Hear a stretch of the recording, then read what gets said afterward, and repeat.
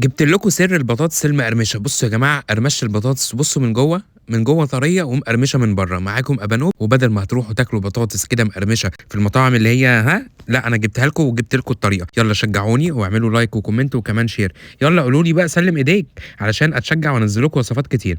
عندي كده ميه تكون ساقعه قوي، هنزل عليها بمعلقه كبيره من الملح ومعلقه صغيره من السكر ومعلقتين كبار من الخل. وبعد كده عندي بقى البطاطسايه، طبعا بجيبها بطاطس للتحمير، تمام، اللي هي البطاطس اللي فيها النشا شويه عشان تطلع مقرمشه. احفظوها، البطاطس اللي فيها النشا بتطلع مقرمشه. هقطعها كده ويكون ده السمك بتاعها يا جماعه. وبعد كده باخد بقى شويه اللي في النص دول علشان اقطعهم كده كلهم يطلعوا قد بعض. وبعمل كده البطاطسايه طويله، والبطاطس بقى ايه مش بتتكسر معايا.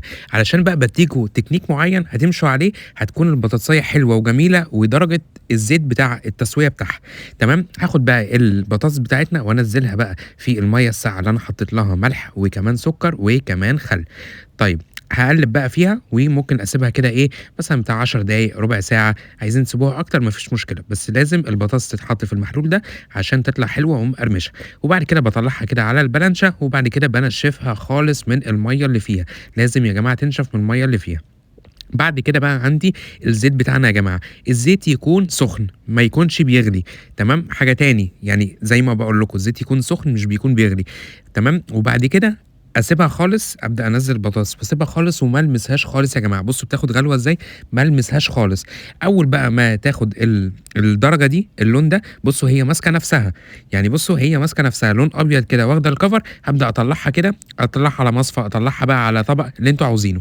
وأبدأ كده بمنديل بتاع المطبخ إيه، أشيل الزيت الزيادة.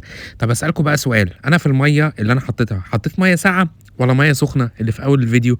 بُصّوا عايز أشوفكم مركّزين والّا لأ. أنا أصلًا كنت عايز أطلع مُدرِّس، فيعني هابقى مُدرِّس عليكم. بُصّوا يا جماعة البطاطساية، بُصّوا ماسكة نفسها بس إيه، لسه طرية. هاعمل بقى شوية توابل حلوة، عندي ملح وكمان بابريكا مدخنة وكاري، بصل باودر وتوم باودر. بس كده، بس كده وهيطلع أحلى توابل للبطاطس. عندي بقى المرحلة التانية في القلي، الزيت بتاعنا بيكون سخن بيغلي، يعني زيت سخن جدًا، جدًا، جدًا، جدًا، جدًا.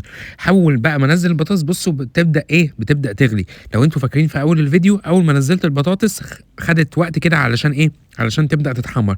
لكن هنا أول بقى ما حطيتها إيه، بدأت تتحمّر.